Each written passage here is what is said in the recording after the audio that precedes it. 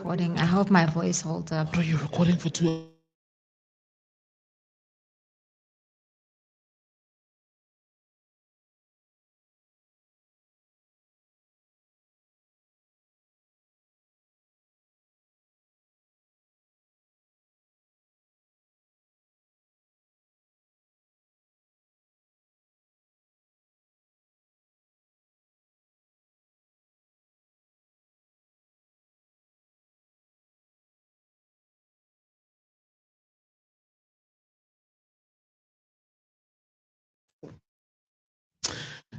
Good afternoon. Well, good morning, everybody. Welcome to this important conversation this morning, brought to you by Coca-Cola Beverages South Africa in partnership with the Mail and Guardian. My name is Tembekile Mkhototo.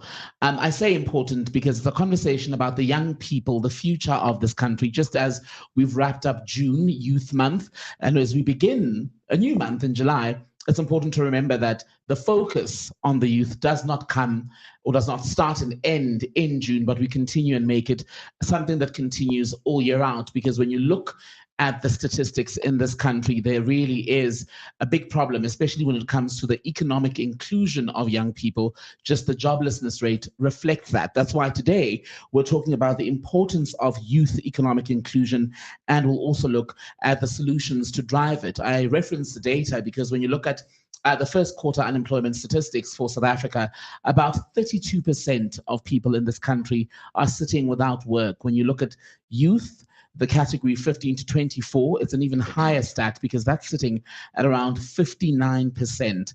And the figure goes higher when you factor in the level or the number of people who've given up altogether as far as the search for work is concerned. So we're going to talk about all of that and look at what the likes of Coca-Cola South Africa, Coca-Cola Beverages South Africa are doing in this space. We'll also explore the role of the JSC and its contribution to this dynamic. And speaking of those various people we're going to be talking to, it's time to introduce our panelists for the next hour. We're joined by Tsulufelo Mkai, Head of Social Transformation at Coca-Cola Beverages South Africa. We also have with us this morning Sipho Klassen, the MD of Boundless Consulting. Cleola Kunene is the Head of SME Development at the JSE, that's the Johannesburg Stock Exchange. And we also have Walter Bangu from the National Youth Development Agency. He is Senior Manager for Monitoring and Evaluation. So very good morning and welcome to you all. Thank you so much for coming in. Good morning. I want to start with you, Tsulufelo, because you guys have gathered us here today, right? Because you feel it's an urgent conversation to have. Speak to me about what Coca-Cola is doing as far as the economic inclusion of young people. Right. No, thank you so much, Tembili. So with Coca-Cola Beverages South Africa, right, for us, it's about how do we refresh our country and make it a better place for all, right? And we look at creating shared opportunity, not just for us as a business to grow, but how do we do that also for our, communities and so forth. So when we look at economic inclusion for Coca-Cola, we look at two fundamental pillars, which is employability, because we need to make sure that youth are getting employed. We also look at entrepreneurship. So to drive economic development in our country or economic growth, we need to make sure that we are driving, enterprise development. So we look at those pillars, and we also look at one enabler that's really important, which is education. So we make it so that we are driving economic inclusion by making employability for youth and women, and as well as entrepreneurship, as well as how do we then also contribute to supporting, learners who need to go into varsity and so forth, to ensure that by the time they get into varsity, we are supporting them. Then we look at, okay, fine, once they're there, how do we then get them employed, or how do we help them also look at entrepreneurship? And we do that with looking at a plethora of, a number of initiatives that we are doing. And what are those initiatives? And are they focused strictly, for example, on skills that Coca-Cola would be able to tap into as an employer? Not really, because we know that as a corporate citizen, a responsible one, we need to make sure that we are doing everything for everyone. So, for instance, even for our study buddy fund that we, help the learners, you could be becoming a doctor, anything that you want to study, we then support you and walk the journey with you. So we don't just make it for us to get there. Then when we look at entrepreneurship, so those initiatives that we are running, we look at firstly enterprise development, where we look at the informal sector. So spaza shops, because obviously we're selling our products through the spaza shops. How do we work with women, youth, and persons with disabilities through our project called Business in a Box, where we then not only do it as Coke, but we also get the private sector involved. So we have had partnerships with the likes of NYDA, where we get access to finance, because that's one thing that a lot of SMMEs don't have. So how do we then get that to the SMMEs? We then also work with a number of other organizations where they would then bring in the skills part. How do we get business acumen and so forth?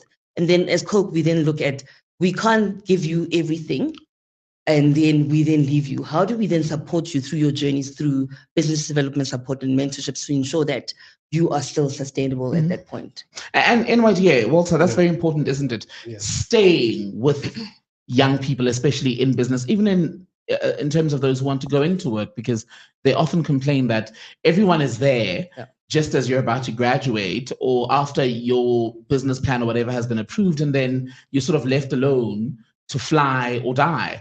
So as the NYDA, how do you see yourselves as the bigger picture? I mean, you are working with Coca-Cola Beverages SA, but how does that partnership work, and what is the bigger picture for you? Well, thanks, Miguel. I think maybe let me just start by saying that, look, the NYDA, we more like a capitalistic organization, a voice for young people. And that's a good question that we've just asked now.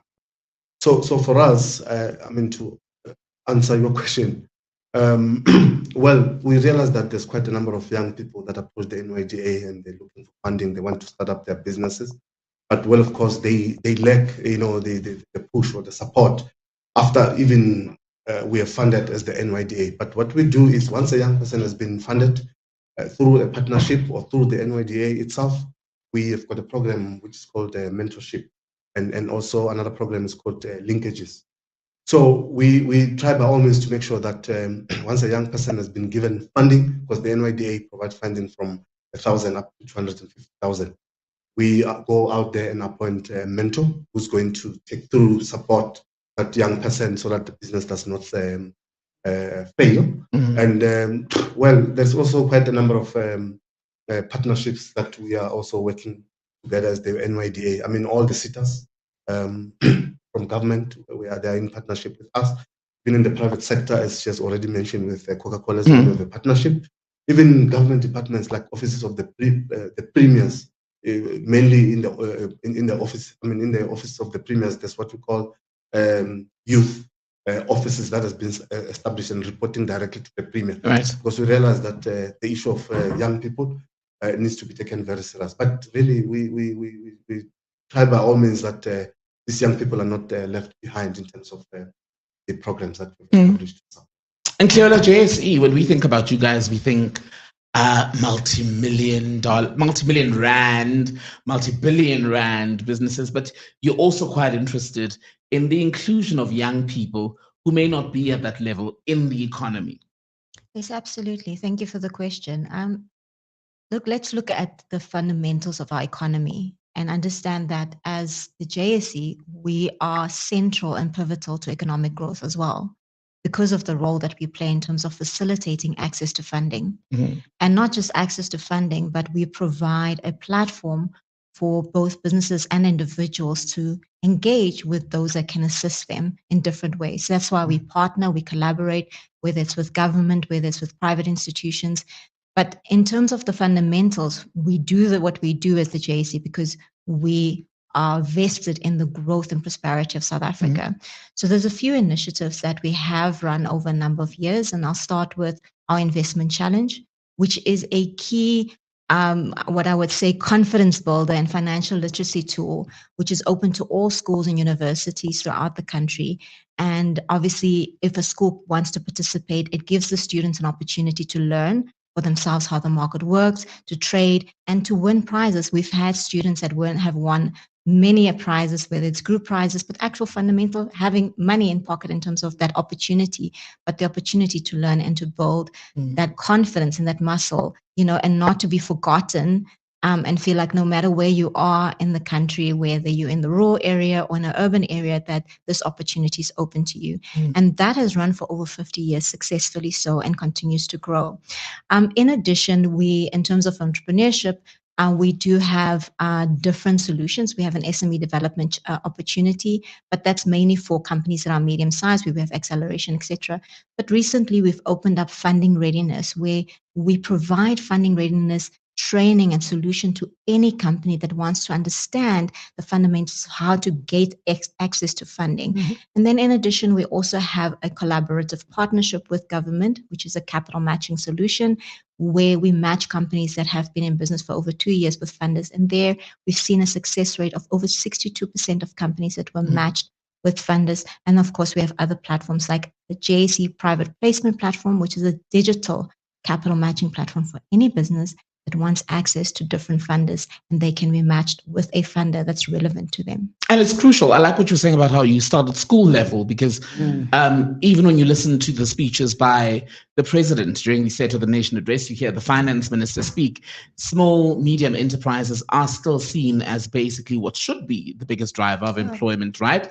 Should also be the future of the creation of employment in this country. And if we catch them young, that means there's a higher chance of success. Am I right? Absolutely. And we see even testimonially, some of the people that have been the most successful people in this country have started and said, well, I participated in the investment challenge. I remember the previous dean of Gibbs, she was a participant, and she said, that's where I learned about business. That's where I gained my footing and my confidence. So the role of large enterprises in terms of participating, supporting youth is critical. But more importantly, as a JC, we understand that our role is central to economic development, and that's why we do what we do. And Sipho, how you've observed some of these public-private partnerships, how do you assess their success? One thing that we've kind of predicted and that we've seen through the work that we do, that economic inclusion. When the candidate with a permanent contract, and we just come from a roadshow right now at a company where we kind of stakeholder engagement.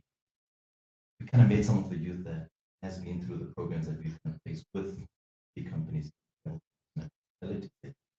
And there's nothing better than seeing somebody in their uniform with their name tag, company logo, and saying that I'm able to provide for my family.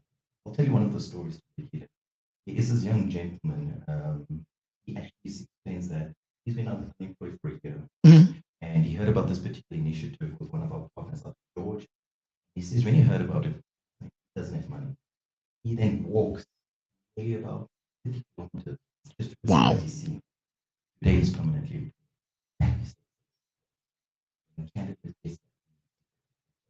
And that is what we're driving. And we've seen corporate South Africa really come through an initiative like this. See, it does work. In the right hands, the right kind of partners, it does work. Something we are also very clear on. No one individual or organization can. Partnership is what gets the thing. So we are continually out there building the partnership with the right kind of share the same vision. That's something that actually came earlier. That says this is what is. We just need to look across the pond. Kenya. We are South Africans. Yes, we do something quickly. Yeah, and part of dealing with that time bomb, Sipho, that you reference, is ensuring that the young man, right, who you say, excuse me, walked 30 kilometers to submit a CV, ensuring that those around him, be it siblings, be it his children, don't have to face the same reality. Because the problem now is you graduate or finish matric, and then you end up in a situation where, yes, you've done what you were told you were supposed to do, but until you're able to get your foot through the door economically, much of that remains meaningless. And the thing is, as much as we create issues, there is still a lack. For example, if we look at some of the initiatives that we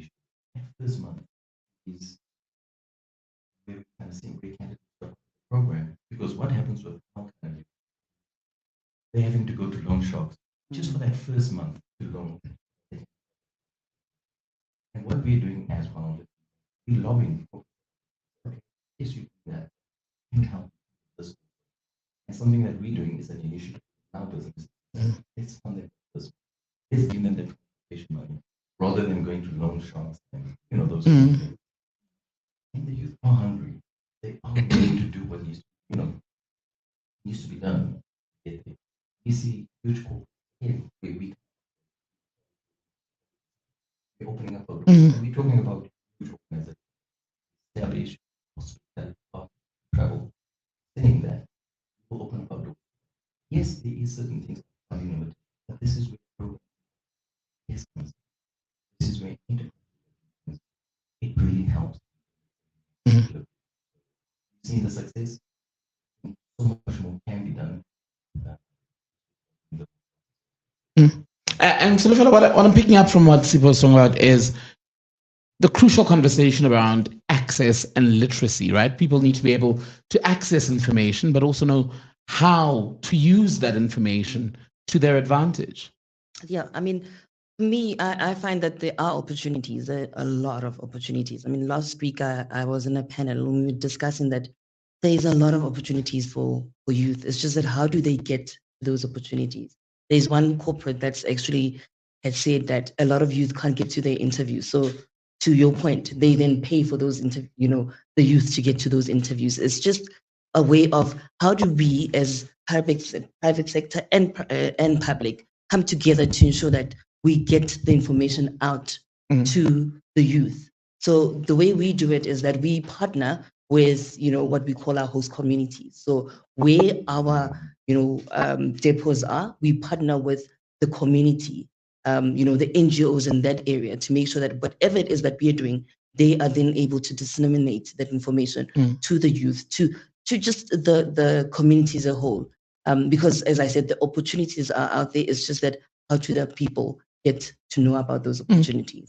And on what you're doing as Coca-Cola in the communities, two things that spring to mind for me. If something is in your community, it's people who understand the community, because we make assumptions that because of the township, the issues and the needs are the same, but often there are nuances that you can miss when you come in as an outsider, but also people are more likely to approach someone who they feel is familiar, right? So you know which way to direct your intervention. Exactly. So what we do is that we start with what we call social mapping. We go and look at what are the needs, because we find that before we used to just create programs and think, one size fits all. Exactly. And it's not that. So we then would co-create those solutions for that particular community.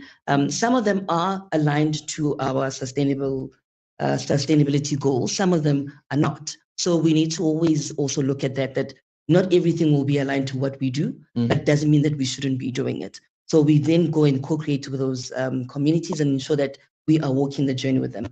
Our vision is that we should be able to then do something with that community after 3 to 5 years or so. They should be able to thrive by themselves. But we also can't do it alone, right? And this is where these partnerships come in. You doing something, how do then I leverage on GSE, on what they're doing? How do we then, for instance, we work with these NGOs where they have a number of youth. How do we then get that information of what you're doing with the youth to that community? Because that's what co-creation is all about. And that's how we're going to thrive as South Africa. And Cleola, how do you as the JSE go about that, the sort of plugging in and facilitating of the partnerships? In terms of partnership, I think it depends on the initiative, but we, in terms of government-specific initiatives around entrepreneurship, engage with the area that if we're in a particular region, we engage with the various stakeholders in that region, apart from the government sector, but the various development organizations. I can give an example. For instance, recently we met with 57 development organizations in the Western Cape because we're doing an initiative, because we understand that we cannot do that alone. We have to engage with the organizations that are on the ground, whether it's municipalities, associations, incubators, etc., because they are there every single day. We can only do so much in terms of reach. So that in that aspect, collaboration is key. It is not about you as organization, it is about the outcome. So you have to understand fundamentally how to partner, how to collaborate, and how to consistently keep those channels of communication open so that it's mutually beneficial for all parties to collaborate. So yes, we do that in a collaborative manner, including in terms of our investment challenge. We go to the schools, we work with the teachers, we work with the university. The team are on the ground, physically there, engaging with students. And this is how it's been consistently. And so, yes, we'll continue to evolve in terms of what we do. We believe that on the ground engagement. And how, I mean, what do they tell you, the development organizations, when you go to a place like the Western Cape? What do they say is needed? And I wonder if there's a change, perhaps, in the level and sort of need in the communities over the years. So it depends. I think it's very critical to understand when we work with entrepreneurs and businesses in general, one of the biggest needs is still funding. Right? Funding is a huge gap, and not just funding, but understanding how do I get access to funding, right? I may have a business and I could apply to 10 companies, but funders, but I don't get access to funding. So we've tried to bridge that gap because we saw that as a key need. That's why we introduced funding readiness and actually convene the ecosystem of funders, take them to the province, with the development partners, with government, and with the SMEs to ensure that as a value chain and as an ecosystem, we're ensuring that we fill those gaps. So what we're understanding on the ground is two things. One, that a lot of the gaps that have existed 5 years ago are still there. We're not seeing a huge shift because of the economic circumstances that we're in. But that we also need to focus in on areas that do create more job creation. That's why when we look at funding access, we also look at companies and industries that can create more jobs. It is important also to invest in those industries such as manufacturing, etc., where we can create more jobs. So we focus on those things as well. But then secondly is that communication is still an issue. I recently hosted a session where I spoke to youth throughout the Eastern Cape. And they were dialing in from various youth centers, Love Life Center, all of these centers, and usually like 20 to 30 youth in a center. And I have to be honest, it broke my heart to see so many youth huddled around one laptop. 20, 30 people huddled, and they just hungry for the information. How do I do this? So it is important for someone like me as the JSC to say, I'm here, I'm going to answer your questions. I'm making myself available. It's not the JSC in terms of what you see on the news, but it's the JSC that is part of your community. We are here. We're all trying to solve the problem. That is why, having the conversations, even if it's, I will be, and I said to them, I'll be coming to the Eastern Cape. My team will be there, come and engage with us so that we are, we understand your challenges, but also, being able to go to different areas. I went to the opening of an entrepreneurship center in a village close to Grahamstown. And let me tell you, people are hungry for change, hungry for support, and they just want you to show up. That's the first thing. So more important than anything else, show up and show up consistently. And also, let me bring you in. The people are hungry. Young people want opportunities. They also are willing to do the work. But you also operate in a space where we know that when you talk about public sector funding, the government tells you repeatedly that what it's trying to do is trim the fat, talk of austerity. So how then does the NYDA make its RAND stretch further to meet just the volume of people who want help? Yeah, no, good question. Because look, as the NYDA, we are a public entity, and the funding quite stretched. And if you look at the number of young people that are approaching NYDA on a daily basis, maybe just to give an example, and to be specific, what we call a grant program, which brings up to youth entrepreneurship, young people that want to start up business. And remember, NYDA, the funding that we give is for free. The young person is not expected. Because remember, in the olden days, it used to be Msombov. Then it was Yes, it was Msombov Youth Fund. Yeah, but young people at the time were expected to pay back. But now, with this free funding that the government has put in place, there's quite a number of young people. I mean, over a year, we fund about over 2,000 young people. And I'm talking about grants of 100,000, 150, 50,000. They want to start business in ICT, in catering, in car wash, and all those small type of businesses that a young person might want to find to start, but does not have a capital. So what we're also doing as the NYDA, because we felt that, look, we cannot afford, given the budget that we've got as the NYDA.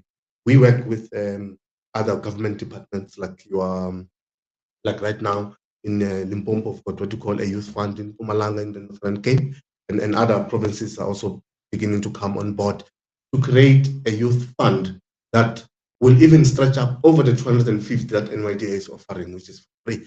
And also we are continuously speaking with the other government entities in the private sector to begin to, as part of corporate investment, to provide support to the NYDA, because the budget that we've got just to fund these young people, it's quite little.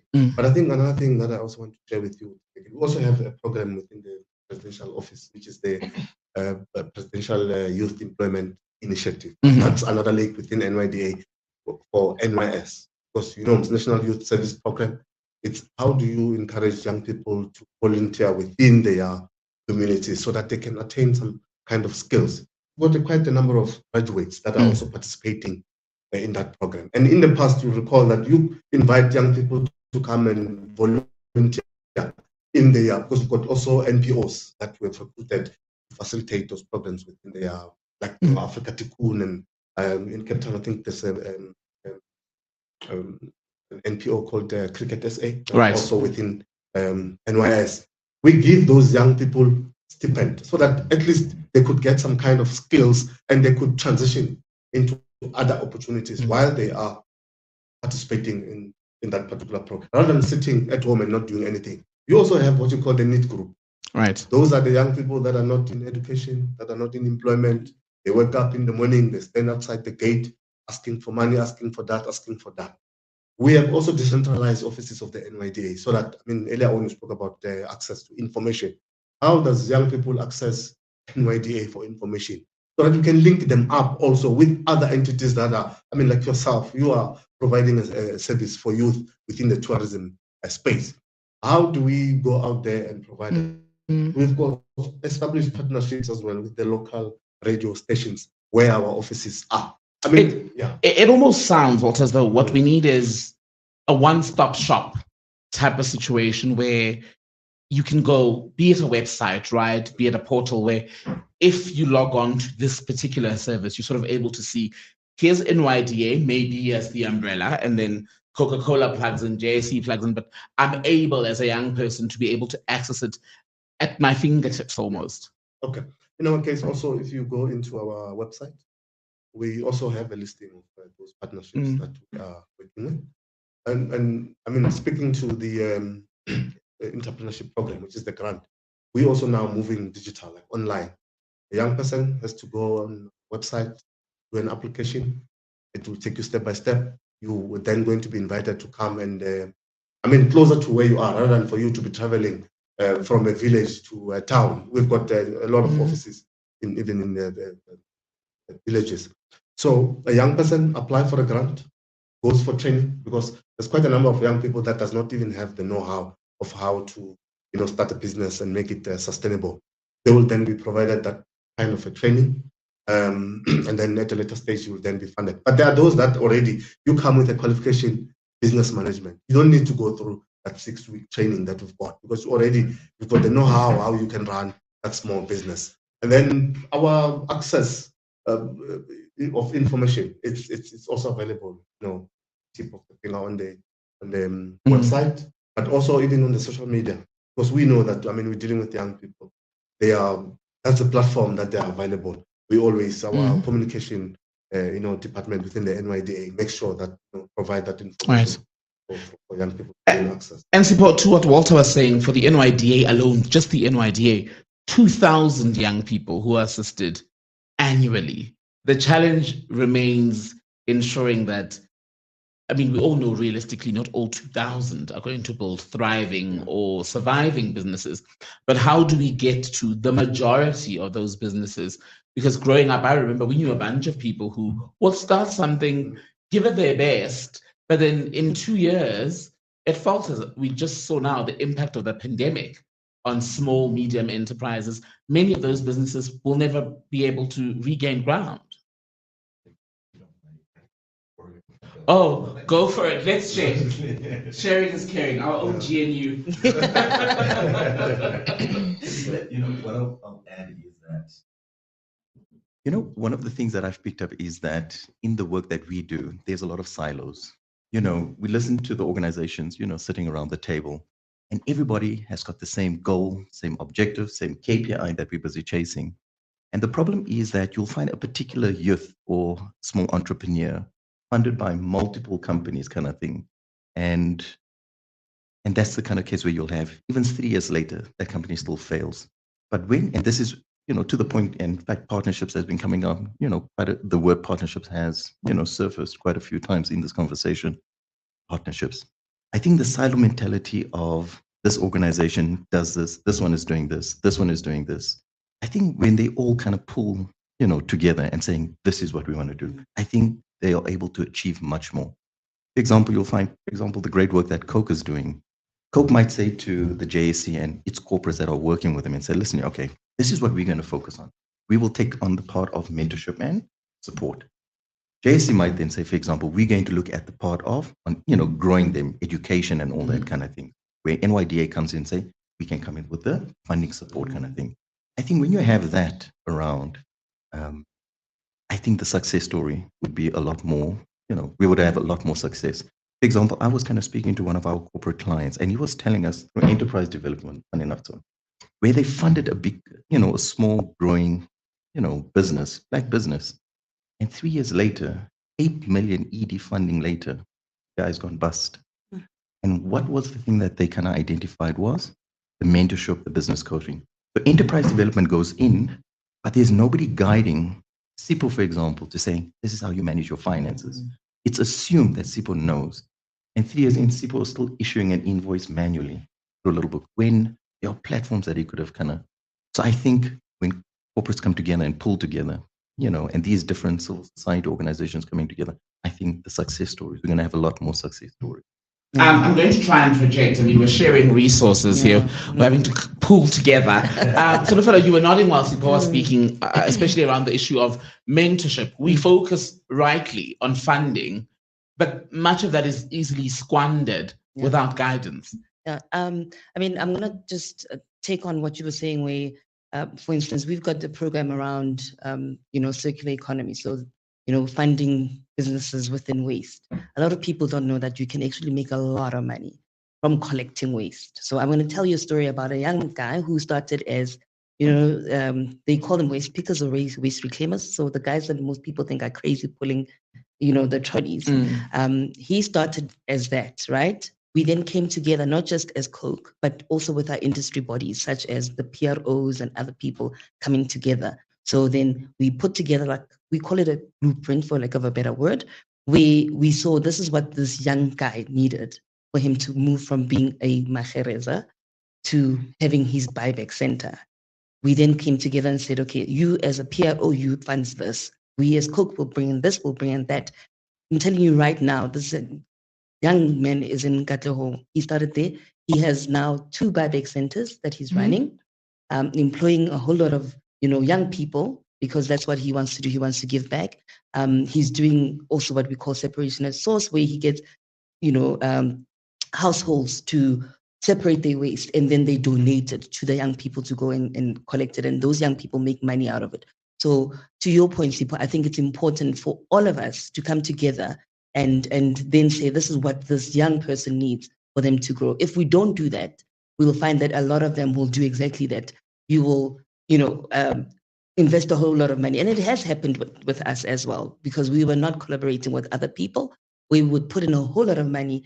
2 to 3 years later, the business is no longer, operational. But if we come together as corporates and also as private sector, it does work. I mean, Business in a Box, for instance, as I said earlier on, which is, yes, it's informal. However, but if we look at business development support and NYDA and other funders, we look at other things, we find that it's working. Right now, we've rolled out around over 1,000 Business in a Boxes. And to tell you the truth, about 89% of those are still operational. Which is impressive, 89%. 89%. And the reason why is because of the business development support that we're speaking about. Because, say, giving you a business in a box and leaving you and saying good luck and Godspeed really does not help. We need to walk the journey with you for us to realize our investment, get our social return on investment, and for the business to grow as well. Akleola, your take then on sustainability, because that is the core message I'm getting from what Coke is doing in an area like Katlehong with this one individual. In fact, everyone's speaking about sustainability, so 100% agreed with that. The key is sustainability in terms of how we as a country strategize. And I'll refer first to the Department of Small Business Development in terms of their master plan, which speaks to the value chain of collaboration. Firstly, what role does a corporate play, right, versus a development organization versus government? I will give the example of India because I just love what they did and how successful they were and what we can learn from and replicate. In the 90s, they had a strategy said, think digital, think India. And what they did is essentially looked at skills development, looked at nursing. Once people are skilled, how do they go into kind of a nursing environment? They looked at the entrepreneurship aspect of it and then looked at placement or target markets in terms of which markets they go into and how that, kind of that almost like what you would call a value chain or like a model of from point A to point Z. And you as an organization determine where you fit into that, right? So which is essentially what we're talking about. Now, when that model worked for them, they put funding at the bottom of that, saying, how is all of this funded and who's funding it, right? If you look at India today, just in terms of online digital skills alone, they have 7 million people that provide services to the US. That's one country, one area in terms of digital. Now, when we start thinking about these things, we have to take a step back and say, what is our strategy in terms of youth, right? It cannot just be saying, okay, JAC is doing this, whoever's doing that. We need to consider if there's certain things that we need to do. So we're clear in terms of the JAC saying our role is not at startup stage. We cannot play that role. However, we bring in a certain level of funding access, a certain level of market access, prudence, governance, ESG, specifically, yes, understanding social and governance impact, environmental impact. But we know our role, and therefore it's important for us to collaborate within the space where we can provide our expertise. So sort of like a national plan, right? Where everyone is on the same page about who brings what to the table and how you can all, so what Coke can then leverage from JSC and then JSC can leverage with the NYDA type of thing. But more importantly, what is the outcome? What does good look like? The challenge isn't that the services exist. The challenge is, as you mentioned, where do I go? There's information there, there's information there. Where do I start? Where do I end? How do I even know that I'm doing well? What's right for me? What's right for me? Where am I faring? So we may, one organization has got a great development a solution. The other one has got another development solution. One might be great for a company that goes into green tech, for instance, and another might be great for a company that's in tourism.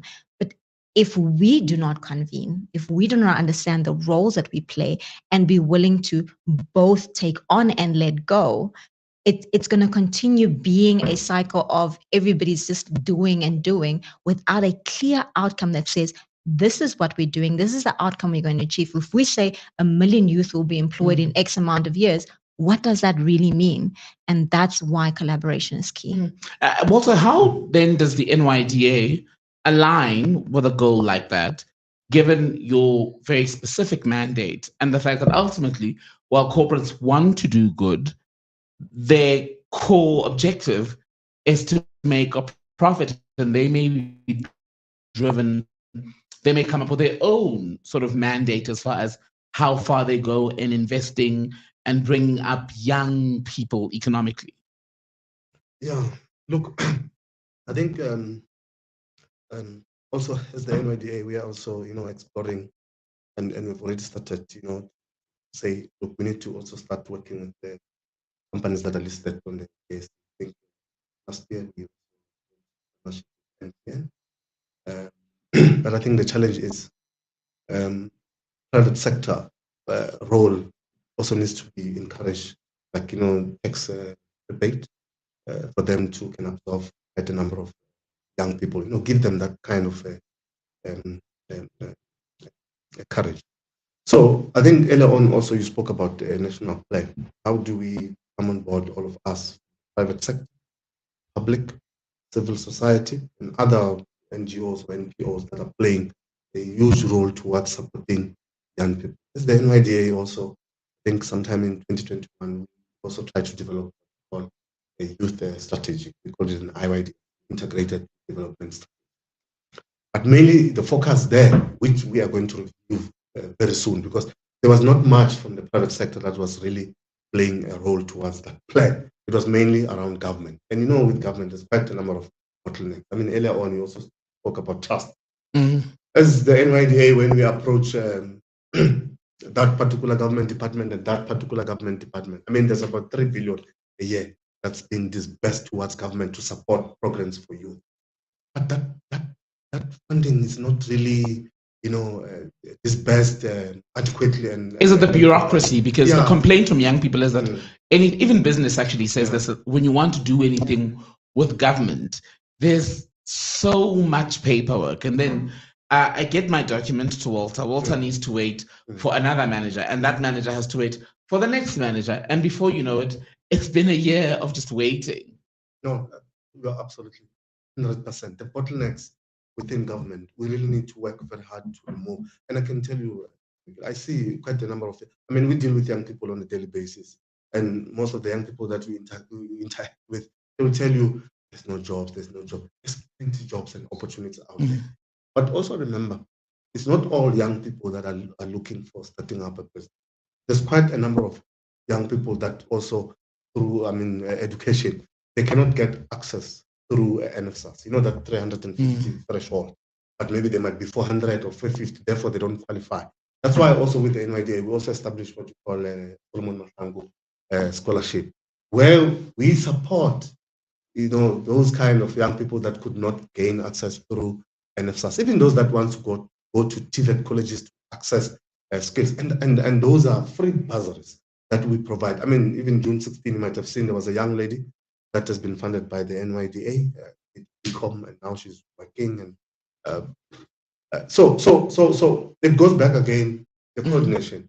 We are not working amongst ourselves together in making sure that we support these young people to thrive. So, Lefel, I want to throw it back to you on the point about bureaucracy. I saw it got a lot of your attention. Let's talk about how deliberate perhaps Coke is in making sure that we remove the common phrase, I think, from young people is usually red tape. Yes. That is the frustration. So you're not government. So how do you make sure that your things move along at speed?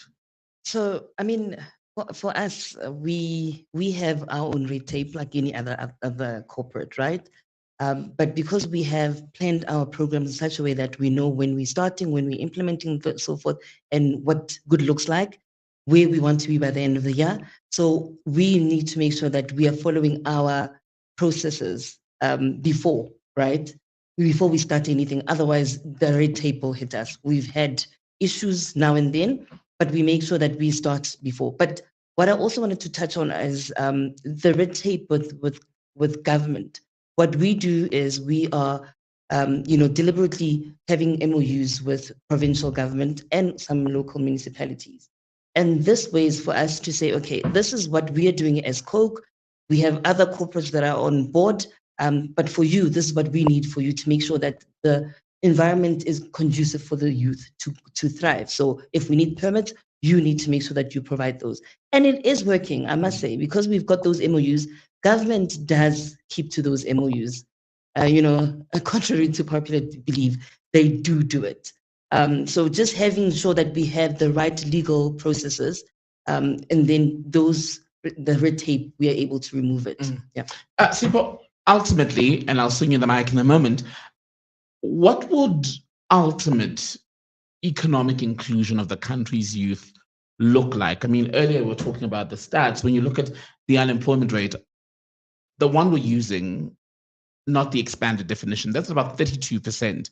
But when you look at the number of discouraged job seekers, many of them young people who actually say, I've given up any hope of looking or finding work, it goes up to almost 42%.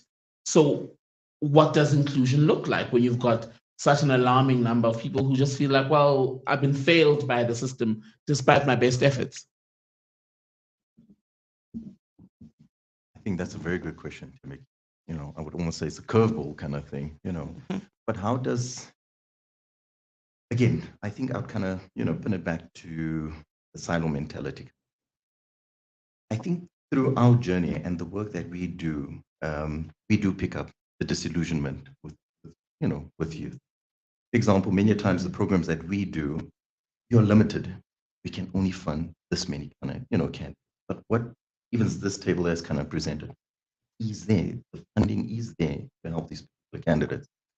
I think another thing that's when we say economic inclusion is that something that we've also picked up is that there is still marginalization of differently abled people.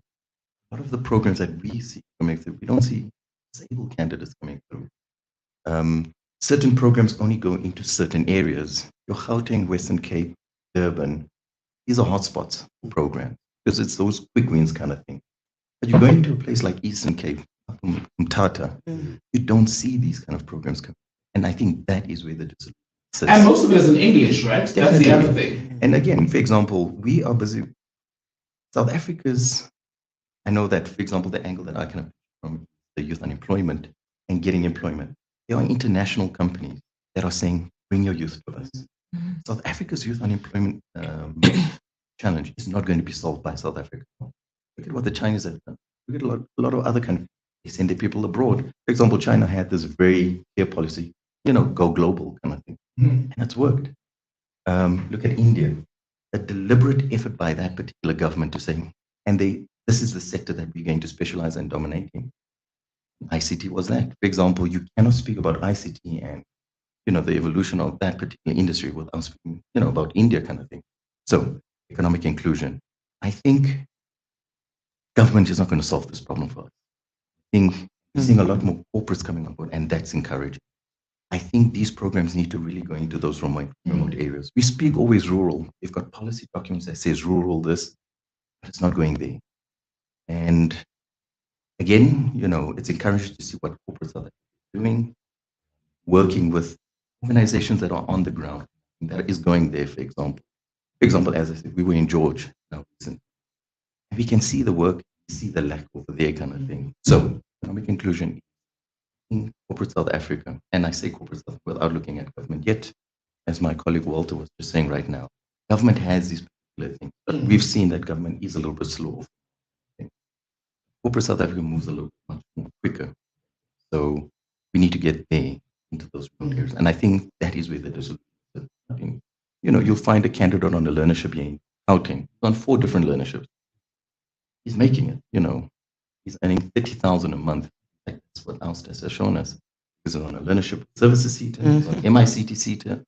So he's got a made kind of salary. And that's really what it is. And they just jump from one next. And this is the silo mentality that I was talking about. Even amongst the seaters, they don't talk amongst each other.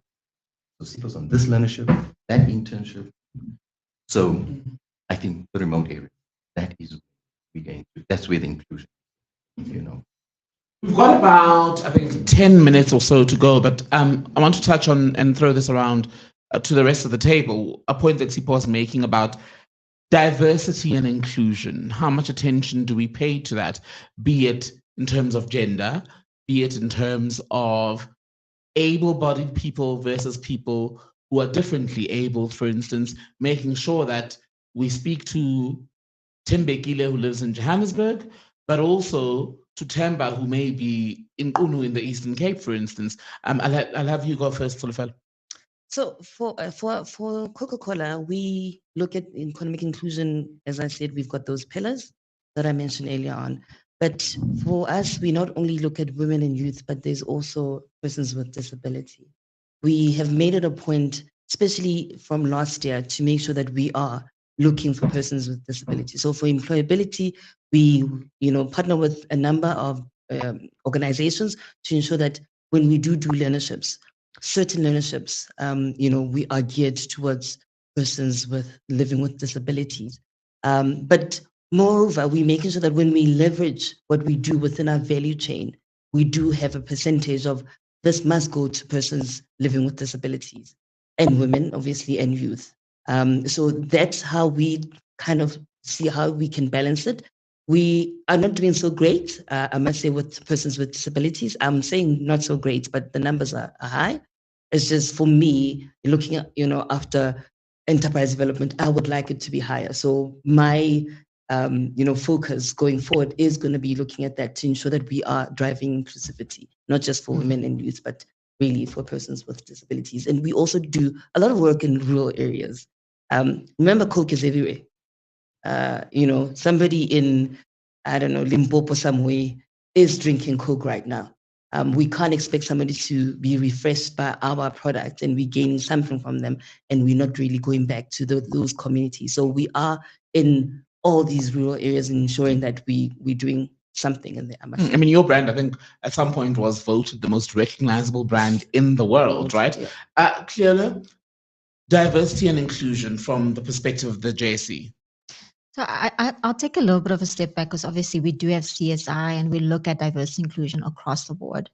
And from a corporate affairs perspective, absolutely. But I also want to talk about just economic inclusion. So economic inclusion means that all people can participate in the economy, right? And if you look at, for instance, and we just mentioned around digital, the world is at AI, yet we have entire areas that don't even have access to technology. How do you create technology? How do you create economic inclusion? By ensuring that the base level of inclusion is there. For us to compete as a country, and don't get it wrong, we are competing with other economies. For us to grow, we need to have people be included. So it benefits everyone for our youth to be included. It's not just a corporate CSI thing. It means our economy grows. We have an 800,000 digital skills gap.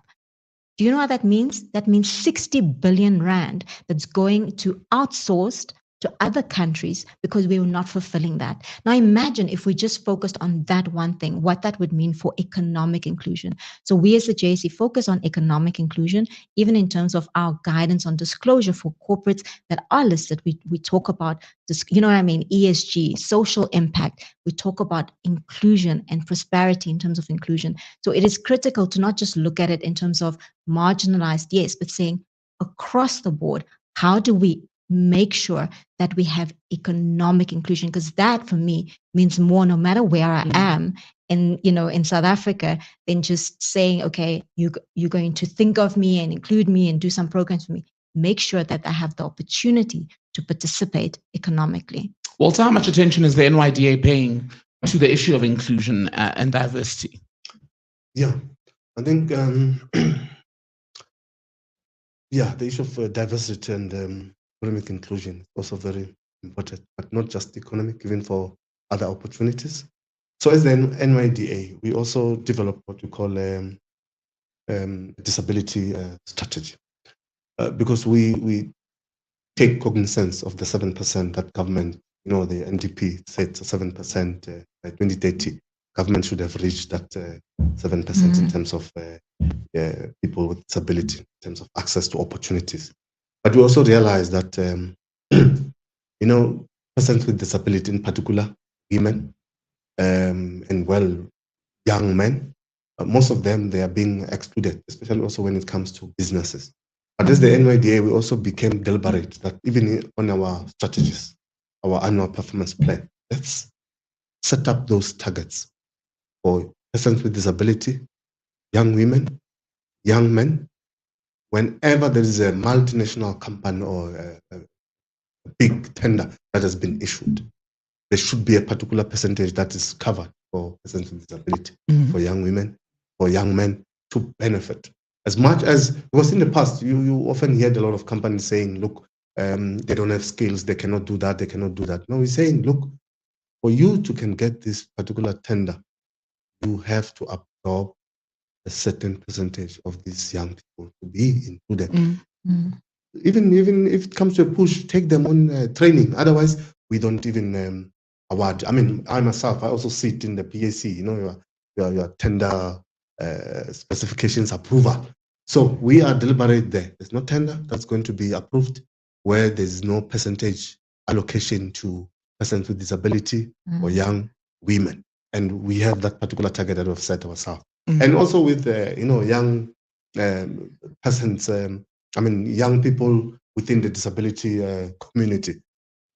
Also, if you look at the albinism and other disability, they are excluded everywhere. So in our strategy, we also, became deliberate to say we are going to work with all different, as a public entity of government, all government departments.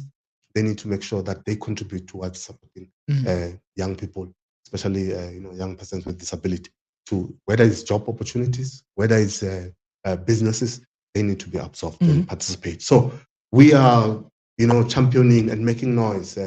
Maybe also another point, I know that of time that I wanted to share with you. We've still got a few minutes. Yeah. Also the issue of experience.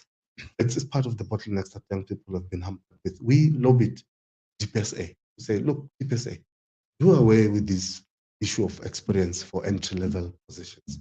All government positions that are advertised entry-level positions remove experience. How do you expect a young person who just completed matric at the age of 18 and 19 to have 10 years experience just to be a driver, just to be a receptionist? Are you saying that young person should have been completed his or her matric at the age of 10? That's really ridiculous. And DPSA has come on board and responded on that. Again, the issue of applications for opportunities.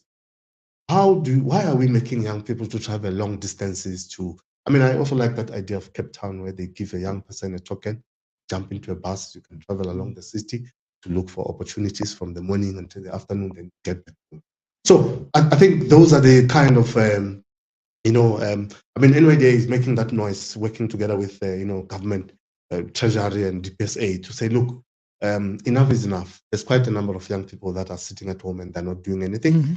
Let's be innovative. Let's work together. Let's support this. And I was looking, there's something I saw earlier from the labor market dynamics in South Africa report. This was the 2022 one. And it said, for example, young women display heightened vulnerability in the labor market when compared to young men, even higher when you factor in if you're a young woman, you're Black, and you're living with a disability in South Africa. You can imagine how high that goes. In 2024, they say the absorption rate of young men was 31.9%, right? Outpacing young women, because that rate was 24.2%. The unemployment rate among young women was estimated at 49.4% in 2024, marking a notable increase of 3.3 percentage points from 46% that was in 2004. So as we end, I think what that paragraph highlights is the amount of work that still needs to be done. Certainly. In fact, what we've actually even done, Temikile, our policy decision, 45% of our programs, all disabled. For example, we've got programs that we're running because we've also decentralized. What we're doing is we're taking programs to the people. Rather than a student taking that stipend that they receive and paying half of that to get to the city, we've partnered with NGOs in a place like Shoshanguve. And what we've done is we're actually doing an ICT learnership there with them, all Black young females that are there.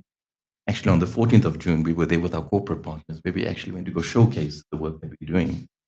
And what we're saying is that they are achieving, there's always this perception that, disabled candidates, they do struggle. But what a lot of corporates, misunderstand is we get different types of disability. And also what we do is we kind of put them through a screening process to understand this kind of program and aptitude and assessment to say, this is the kind of program that ICT young girls in there. It's encouraging to see these young girls And in fact, what we're doing right now, because we know of the unemployment issue within Shoshanguve, we are saying is that we're actually going to be building servers and hubs there. And we've got a big software company that's actually coming on board and saying that, listen, yeah, we will supply you with the servers. Let's get the whole of Shoshanguve, all the small businesses on the internet. Let's get them connected. Let's get them websites. Let's get them, live. So to that particular stats kind of thing. And young females are doing it. So I think there's still a paradigm shift that needs to happen, with providers and those young females can do it kind of thing. It's always kind of been reserved iced tea and all this YR male dominated thing. But yes, like I said, it's a testament to it does work. As I said, currently as we speak, we've got about 70 candidates, disabled young women that are on a learnership. The dropout rates are low, so it does work. We're out of time, but I want to end with final words from you, Cleola, and then I'll let you wrap it up for us. Just as we conclude then, young people, economic inclusion, solutions. Where to next? I think I like what Tsulufelo was saying and everyone else around how do we partner and partnership, because that's key. But I think where to next is really honestly is being more outcomes focused and clear about what we collectively can do. We can invest individually as much as we can, but until we actually cooperate, collaborate, and succinctly understand what we're trying to work towards, it's still going to be a drop in the ocean. We all know what it's like to be a young person who's just studied something or wants to study something. And imagine being that young person who's gone through all of this, finished school, and you've got no hope, nowhere to go, and nobody's giving you a chance. Let's reduce that and give our young people hope. Oh, I like that. Just touching on the hope thing.